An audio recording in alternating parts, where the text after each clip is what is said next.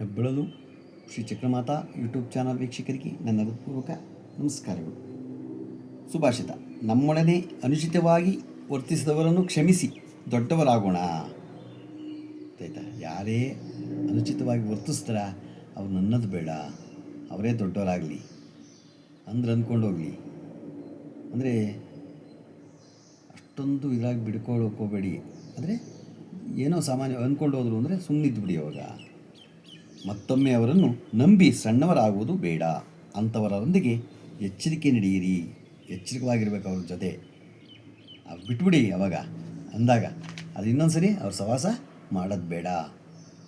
ದುಷ್ಟರವರು ಬಿಟ್ಬಿಡಿ ಅವ್ರನ್ನ, ಆ ದುಷ್ಟ ಸಹವಾಸ ಮಾಡೋದು ಬೇಡ. ಇವತ್ತು ನಾವು ದಿನಪಂಚಾಂಗದಕ್ಕಿಂತ ಮುಂಚೆ ಮನೆದೇವರು ಮತ್ತು ಕುಲದೇವತೆ ಬಗ್ಗೆ ತಿಳ್ಕೊಳ್ಳೋಣ. ಪ್ರತಿಯೊಬ್ಬರ ಮನೆತನಕ್ಕೂ ಅಥವಾ ವಂಶಕ್ಕೂ ಒಂದು ಮನೆದೇವರು, ಗಂಡು ದೇವರು ಎಂದು ಇರುತ್ತದೆ.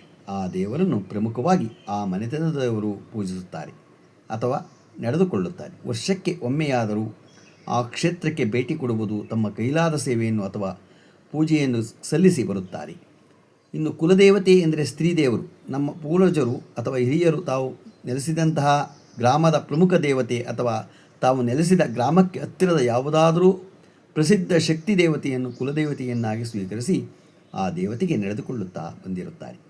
ಈ ಎರಡು ದೇವರುಗಳು ಅಂದರೆ ಮನೆದೇವರು ಮತ್ತು ಕುಲದೇವತೆ ಆ ಮನೆತನಕ್ಕೆ ಅಥವಾ ವಂಶಕ್ಕೆ ತಂದೆ ತಾಯಿಯ ಹಾಗೆ ರಕ್ಷಿಸುತ್ತಾರೆ. ಹಾಗಾಗಿ ಮನೆದೇವರು ಮತ್ತು ಕುಲದೇವತೆಯನ್ನು ಕೃಪಾಕಟಾಕ್ಷಕ್ಕಾಗಿ ಶ್ರದ್ಧಾಭಕ್ತಿಗಳಿಂದ ನಡೆದುಕೊಳ್ಳುವುದು ಪ್ರತಿಯೊಬ್ಬರ ಕರ್ತವ್ಯ ಅಲ್ವಾ? ನಾವು ನಡೆದುಕೊಳ್ಳಬೇಕು. ನಮ್ಮ ಮನೆದೇವ್ರಿಗೂ ನಡ್ಕೋಬೇಕು, ಕುಲದೇವರಿಗೂ. ಈ ಊರಿನಲ್ಲಿ ಎಲ್ಲೇ ಇರಲಿ, ನಾವು ಎಲ್ಲೇ ವಾಸ ಮಾಡಿರಲಿ, ಗ್ರಾಮ ದೇವತೆ, ಆ ಗ್ರಾಮವನ್ನು ಕಾಪಾಡುವ ದೇವತೆ ಗ್ರಾಮ ದೇವತೆ. ಆಗ ಎಲ್ಲೇ ಹೋಗ್ಬಿಡಲಿ, ನಾವು ಅಲ್ಲಿ ವಾಸ ಇದ್ದುಬಿಟ್ಟು ನಮ್ಮ ಅಪ್ಪ ಅಮ್ಮ ಇದ್ದರು, ನಮ್ಮ ಅಪ್ಪ ಅಮ್ಮ ನಾವು ಬಿಟ್ಟುಬಿಟ್ಟು ಊರು ಬಿಟ್ಟುಬಿಟ್ಟು ಇನ್ನೇನಕ್ಕೆ ಬೇಕಲ್ಲಿ? ಎಷ್ಟೇ ದಿನ ಆದರೂ ನೀವೆಲ್ಲೇ ಇರಿ, ಎಷ್ಟೇ 100 ಕೋಟಿ ಮಾಡಲಿ, ಆ ದೇವತೆಗೆ ಹೋಗಿ ನೀವು ಪೂಜೆ ಮಾಡ್ಕೊಂಬಂದಾಗಲೇ ನಿಮ್ಮ ಕಷ್ಟ ಅರಿಯೋದು. ಆ ಊರನ್ನ ನೀವು ಊರು ಬಿಟ್ಟಿರ್ಬೋದು, ಆ ದೇವ್ರನ್ನ ಯಾವತ್ತೂ ನೀವು ಬಿಡಾಗಿಲ್ಲ. ನಾವು ತಿಳ್ಕೋಬೇಕು.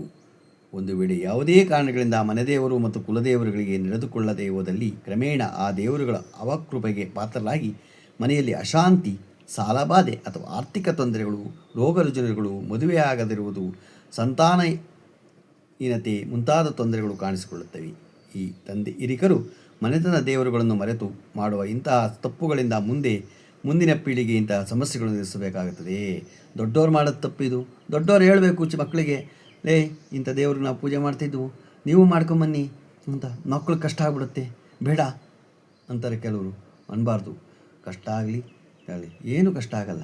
ದೇವ್ರನ್ನ ಪೂಜೆ ಮಾಡೋದ್ರಿಂದ ಏನೂ ಕಷ್ಟ ಆಗಲ್ಲ. ಎಲ್ಲೇ ಇರಲಿ ನಾವು ಹೋಗೋಣ, ಪೂಜೆ ಮಾಡ್ಕೊಂಬರೋಣ. ಆ ದೇವರ ಭಕ್ತಿಯಿಂದ ನಾವು ಅದು ಶ್ರದ್ಧಾಭಕ್ತಿಗಳನ್ನ ಅದಕ್ಕೊಂದು ಡಬ್ಬಲ್ ನಮಗೆ ಕೊಡ್ತಾನೆ ದೇವರು. ಗೊತ್ತಾಯ್ತು? ಆ ಶಕ್ತಿ ಕೊಡ್ತಾನೆ.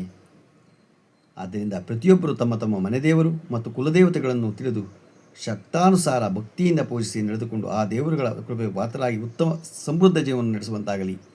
ನಮ್ಮ ಸಂಸ್ಕೃತಿ ಆಚಾರ ವಿಚಾರಗಳನ್ನು ಮರೆಯದಿರೋಣ, ನಾವು ಪಾಲಿಸೋಣ ಮತ್ತು ಮುಂದಿನ ಪೀಳಿಗೆಗೆ ನಾವು ಇದನ್ನು ಪರಿಚಯ ಮಾಡಿಕೊಳ್ಳೋಣ. ನಮ್ಮ ಹಿಂದೂ ಧರ್ಮವನ್ನು, ನಮ್ಮ ಸನಾತನವನ್ನು ಯಾವಾಗಲೂ ನಾವು ಅರ್ಥಕೊಂಡಾಗ ಇವೆಲ್ಲ ನಮಗೆ ಬರುತ್ತೆ. ಗೊತ್ತಾಯ್ತಾ? ನಮ್ಮ ಹಿಂದೂ ಧರ್ಮ, ನಮ್ಮ ಸನಾತನ ಧರ್ಮ ಯಾವತ್ತೂ ಕೆಟ್ಟದ್ದಲ್ಲ, ಒಳ್ಳೆಯದು. ನಾವು ಅರ್ಥಕೋಬೇಕಷ್ಟೇನೇ.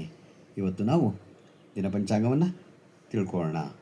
ದಿನಾಂಕ 13/5/2026 ಬುಧವಾರ, ಶ್ರೀ ಪರಾಭವನಾಮ ಸಂವತ್ಸರ, ಉತ್ತರಾಯಣ, ವಸಂತ ಋತು, ವೈಶಾಖ ಮಾಸ, ಕೃಷ್ಣಪಕ್ಷ, ತಿಥಿ ಏಕಾದಶಿ, ಬೆಳಗ್ಗೆ 8:53, ನಕ್ಷತ್ರ ಉತ್ತರಾಭಾದ್ರ, ರಾತ್ರಿ 8:32, ಮಳೆ ಕೃತಿಕ 1ನೇ ಪಾದ, ರಾಹುಕಾಲ 12:20 1:55, ಗುಳಿಕ ಕಾಲ 10:45 12:20, ಯಮುಂಟ್ ಕಾಲ 7:35 9:10. ಇವತ್ತು ಯಾರು ಹುಟ್ಟುಹಬ್ಬ ಆಚರಣೆ ಮಾಡ್ಕೊತಿದ್ರು, ಮದುವೆಯಾದ ದಂಪತಿಗಳು ವಾರ್ಷಿಕೋತ್ಸವ ಆಚರಣೆ ಮಾಡ್ಕೊತಿರೋರಿಗೆ ನಮ್ಮ ಹೆಬ್ಬಳಲು ಶ್ರೀ ಚಕ್ರಮಾತಾ ಯೂಟ್ಯೂಬ್ ಚಾನಲ್ ಕಡೆಯಿಂದ ಶುಭಕಾಮನೆಗಳನ್ನು ತಿಳಿಸ್ತೀವಿ.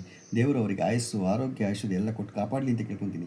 ನಮ್ಮ ಹೆಬ್ಬಳಲು ಶ್ರೀ ಚಕ್ರಮಾತಾ ಯೂಟ್ಯೂಬ್ ಚಾನಲ್ ಯಾರು ಸಬ್ಸ್ಕ್ರೈಬ್ ಆಗಿಲ್ಲ ದಯಮಾಡಿ ಸಬ್ಸ್ಕ್ರೈಬ್ ಆಗಿ ಲೈಕ್ ಕೊಡಿ. ಇದು ನಿಮ್ಮದೇ ಚಾನಲ್ ಆಗಿರೋದ್ರಿಂದ ನಮ್ಮ ಲಿಂಕನ್ನು ಬೇರೆ ಫಾರ್ವರ್ಡ್ ಮಾಡಿ. ನಮಸ್ಕಾರಗಳು.